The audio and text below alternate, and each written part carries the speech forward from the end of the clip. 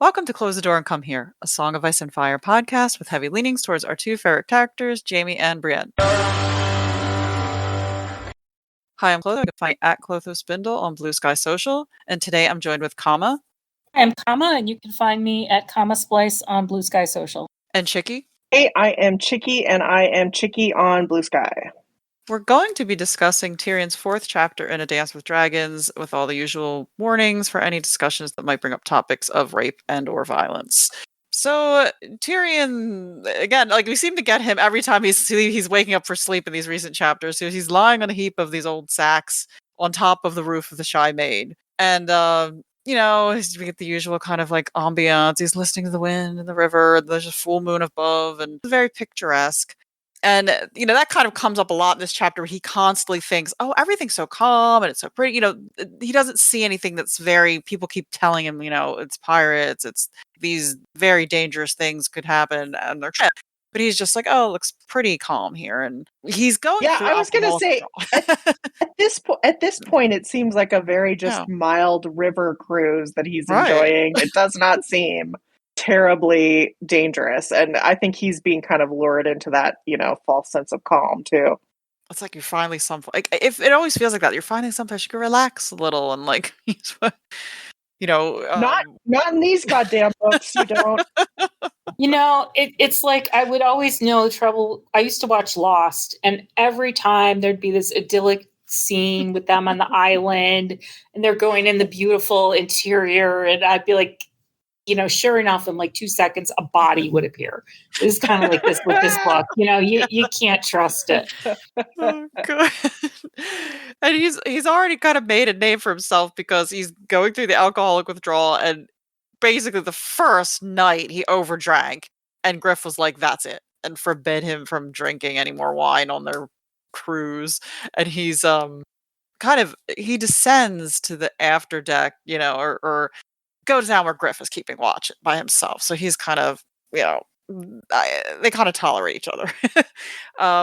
He's sitting there, it looks like just before dawn, it's still dark out, and Griff's been pretty anxious to be underway, and he wants to basically get on the right of Atlantis. But I guess the boat owners, right? Yandri and Ysilla, they don't want to risk their pole boat.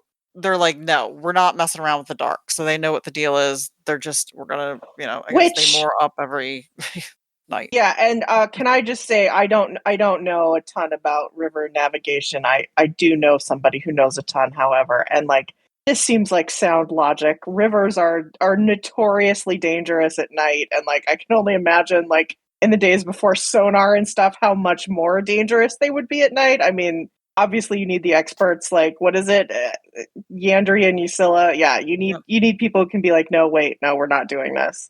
Also, I feel like I meant to mention, and we downplayed it. You mentioned it, but I love how this thing opens, and Tyrion is in like full blown, like he's got the DTs, like he is literally detoxing from alcohol hardcore. Like, in case we wondered if he had been suffering from full blown alcoholism, which I don't think any of us did wonder. Like, he has it bad, and he still seems to have it pretty bad. He's still shaking, and it sounds like they've been at this for a couple weeks already. Right. So this sounds brutal. He's like late season Don Draper on Mad Men. Yeah. Late series, I should say. Well, I was like, it's a good thing he's so young. Like, this could kill somebody. My God. Oh, because all he wants to drink. That's all he talks about. Like, the amounts that he's consuming just sound wild, and just realistically with his stature, like I'm sure it affect, he's having a stronger effect if he's not eating it. Because he's also talked about how he doesn't eat, you know what I mean? It's getting kind of, I guess with Illyrio, he could eat a lot and kind of gorge himself there. But in other circumstances, if there isn't a lot of food and all he's doing is drinking. Yeah, it's crazy. Yeah. And so we get he's sort of, there's one thought that's a little funny. He said Tyrion, he reminded him a bit of Bronn, but he didn't have the black humor. He was like, oh, he has no humor at all. So they just kind of rub each other the wrong way. And dawn's arriving, starting. He again, like George is really great at describing like the scene. He's setting the scene here. It sounds beautiful, the birds and the they talk about the turtles, and then Septa Lemore emerges. And, here I think we had that question about, was it? I think it was I Dream of Spring. Septa Lemore is a Shardane is a long-running A Song of Ice and Fire theory. Thoughts? Yeah, I had to look that up again because I knew it at one point, but I don't know. It seems like there's, from what I was looking up, there's just the usual debates about, they're like, well, they mention the eye color for young Griff, but they don't mention the eye color. And like, there's arguments about, does she have the same eye color and the age right? I think that was the main argument. Yeah. It looks like there's 3 popular theories, and I'm getting this from the wiki. One is that she's Tyene Sand's mother. The other is that she's Malario, who is Doran's wife. Oh. And the last is that she's a Shardane. Well, there is another one. Can I just say right off the bat, I don't think it makes any sense for her to be Malario, Doran. Yeah, Martell's that seems wife. off to me. Like, why the hell, of all places, would she be traveling? No. Well, and Tyrion clocks her as being Westerosi, so it really makes no sense because Malario is not Westerosi. Yeah. Okay. I think, the Ashara Dane thing, I understand why people say it, but yeah, I think the thing of, number one, not mentioning the eye color, and number two, she's clearly just the wrong age, because Ashara Dane, you get the feeling, is like Ned Stark's age or younger, probably more like Jaime and Cersei's age, and it's like, you wouldn't mistake them for being 40, in their 40s. So I don't think she's a Ashara Dane either. I don't know. The theory that I saw, because it's funny that I didn't even realize we had a question about this. I just Googled it because I was like, I forgot that, we wonder who she is.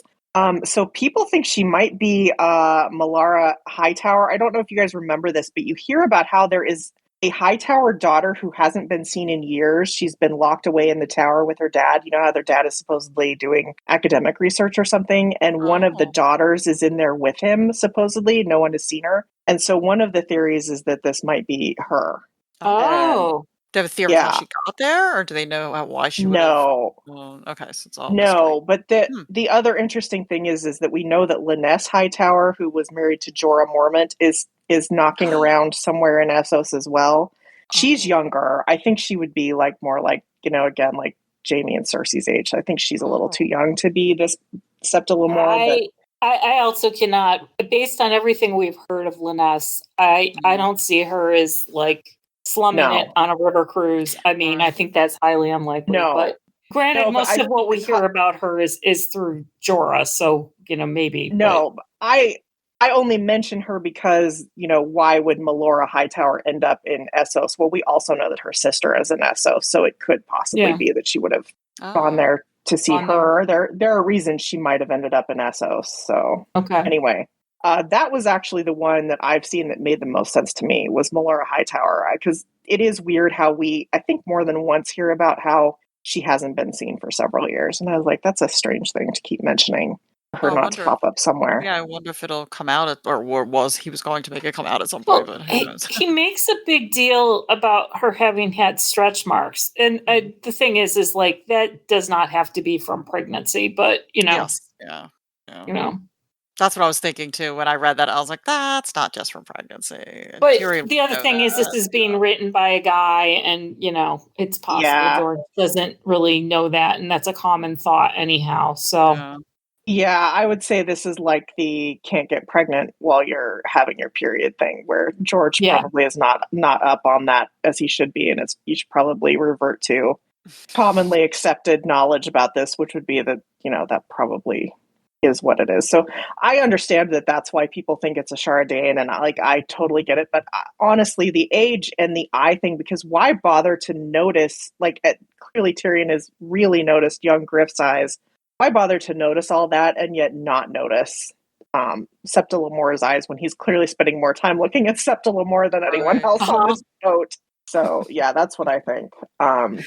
Anyway, we'll never know. So forever a mystery. She seems pretty cool. It's unfortunate that we're seeing her through Tyrion's eyes, because it is really, he's just so lewd. She's handling it really well, and she's really kind of just, I don't know. She's she's getting up and bathing. She gets up and bathes every morning. He says she disrobes and bathes right at dawn.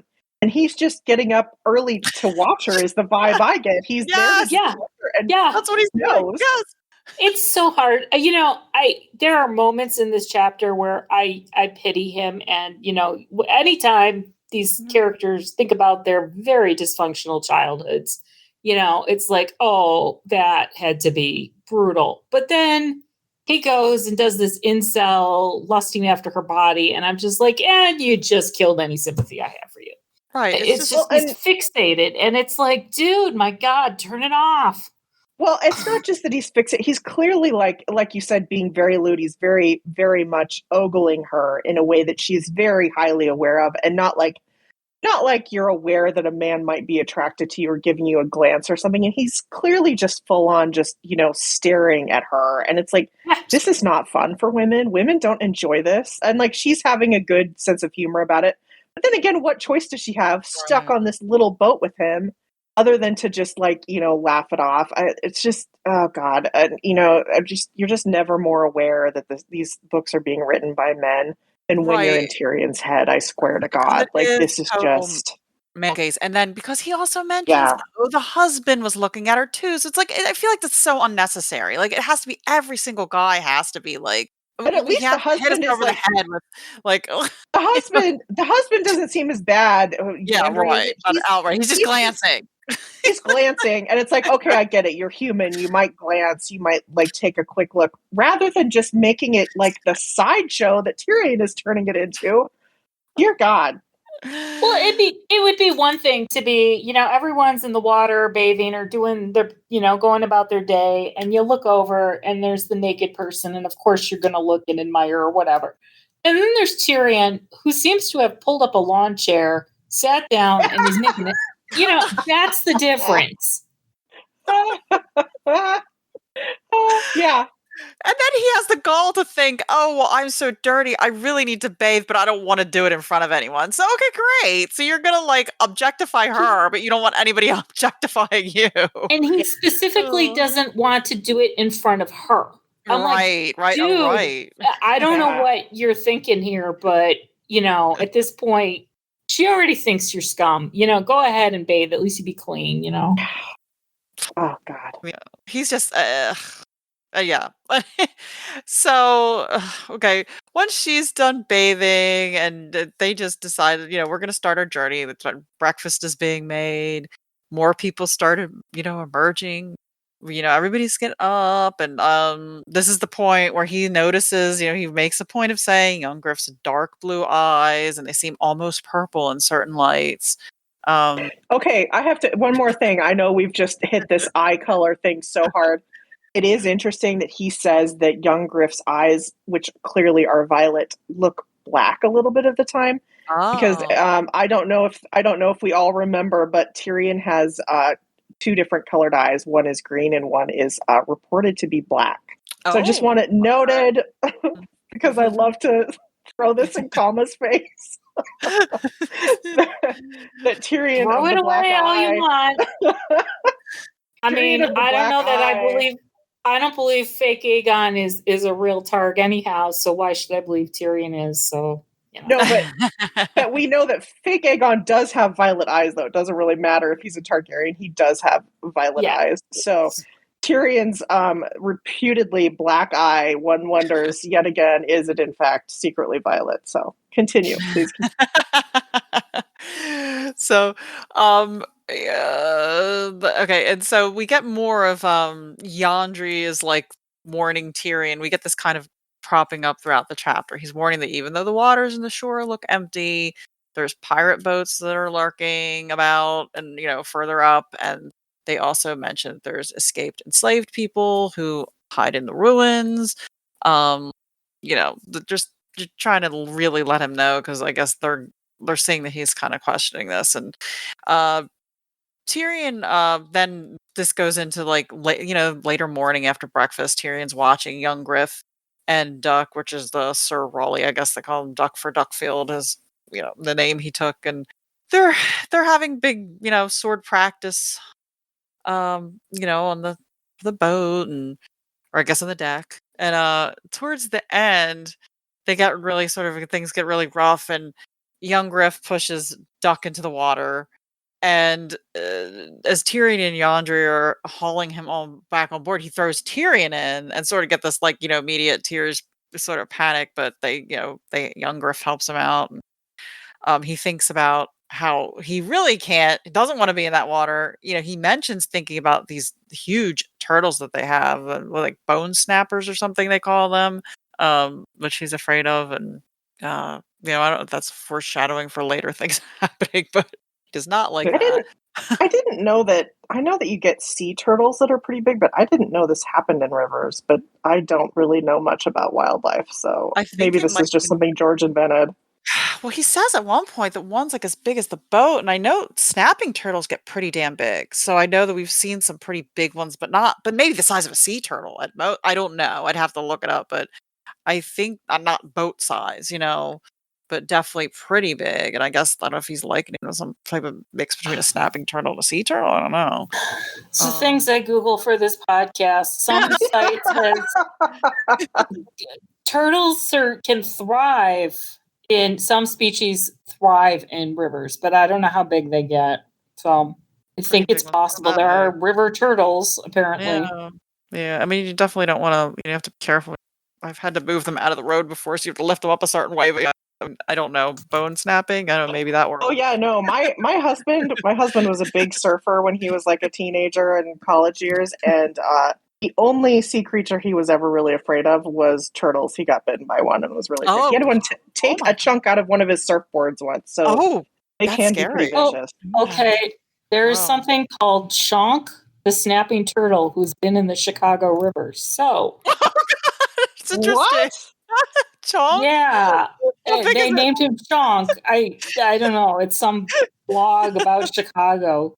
Evidently, he's a famous snapping turtle. I'm not Googling anymore, but wow.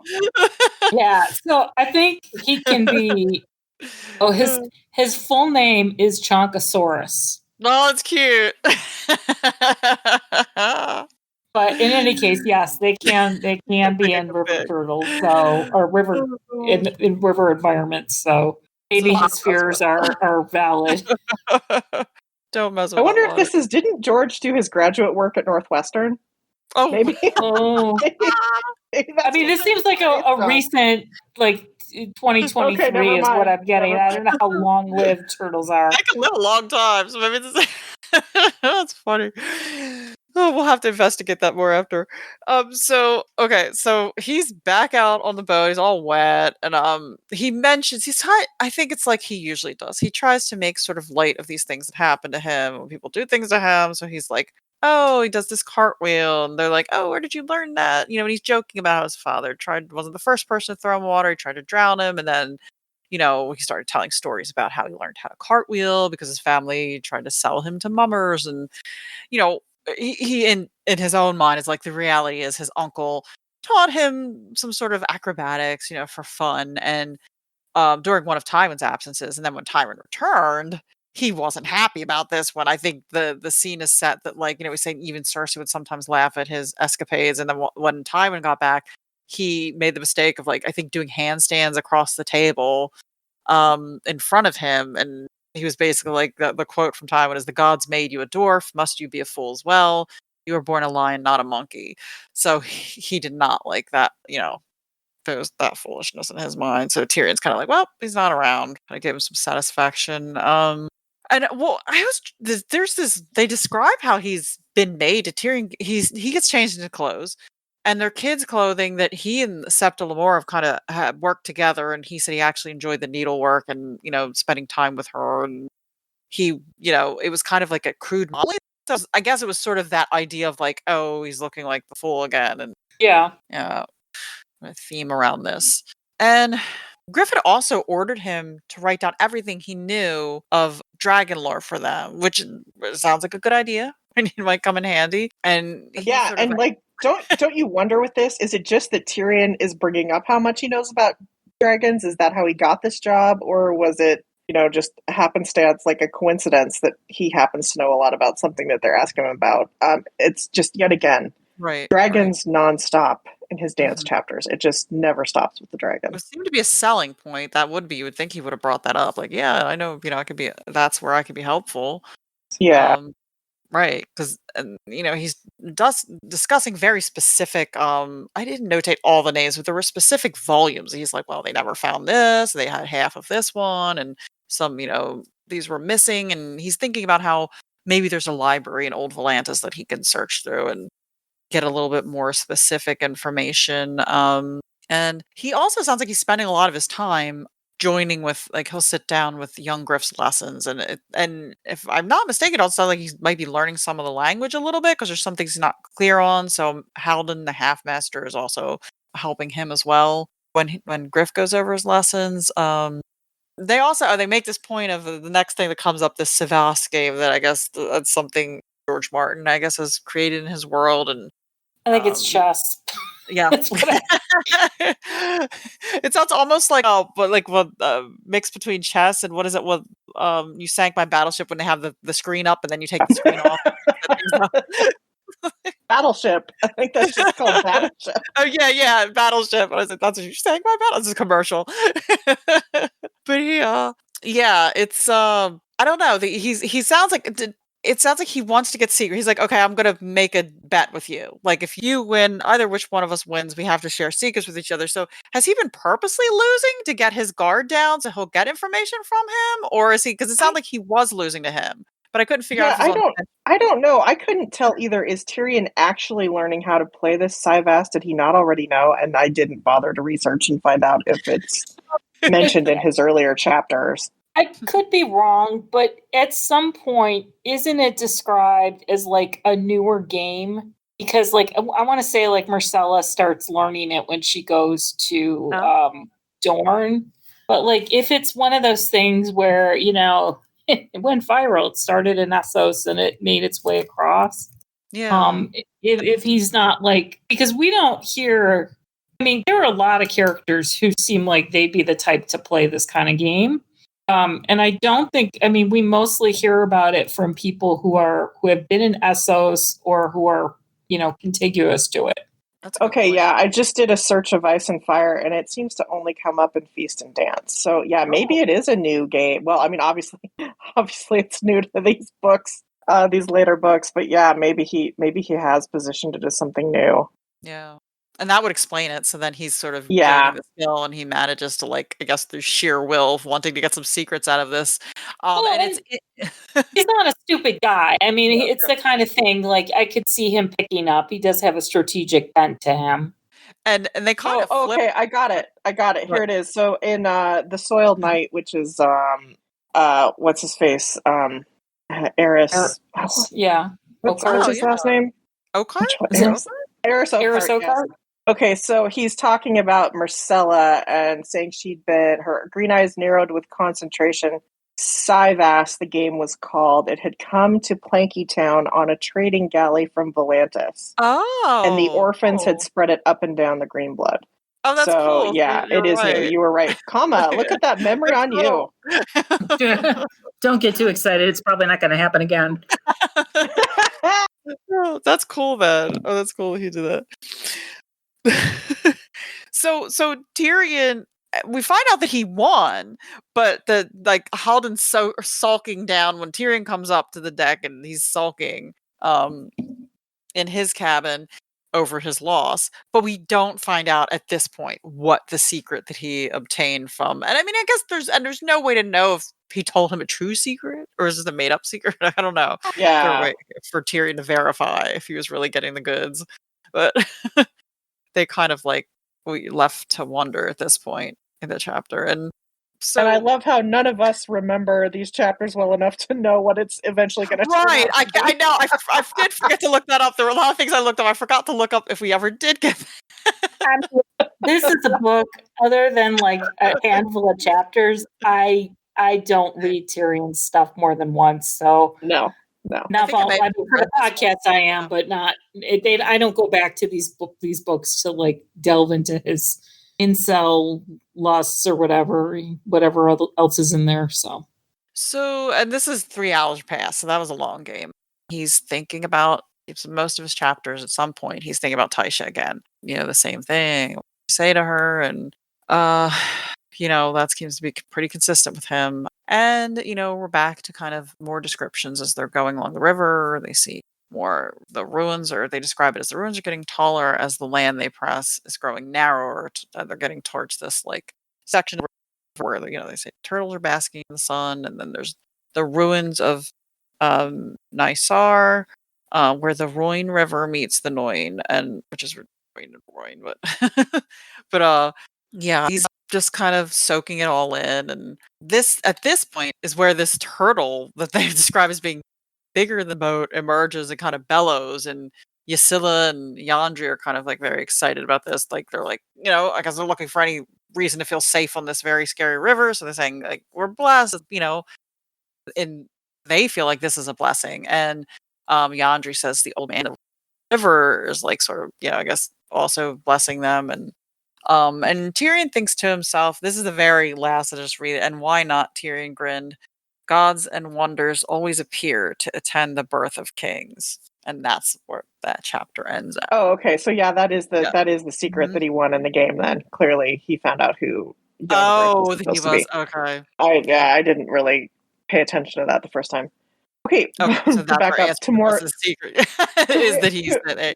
But that could be Yeah. that's what they believe. So it's like the secret is that at least Halden believes that is young Griff is Aegon, Well, right? I mean, obviously John Connington believes it to be Yeah, true. that's what I I meant. think everybody Yeah. involved thinks Yeah. that he's actually Rhaegar's son. Okay. Yeah, Okay. because they never would have these are not people you're gonna trust with like the truth.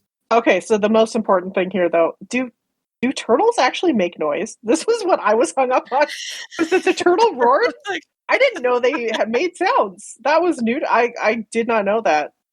I don't know. Do they? Did you? I love how I'm just 100% Okay, I'm not turtle fact. clicking, but I just googled turtle sounds, and there are YouTube videos Oh, where you could enlighten yourselves. they vocalize. Yes, they vocalize. They They say make there's sounds, other although even though they don't have vocal cords, they produce Oh. a wide range of chirps, grunts, noises, and other sounds. This is from All right. allturtles.com. So no idea if that's authoritative.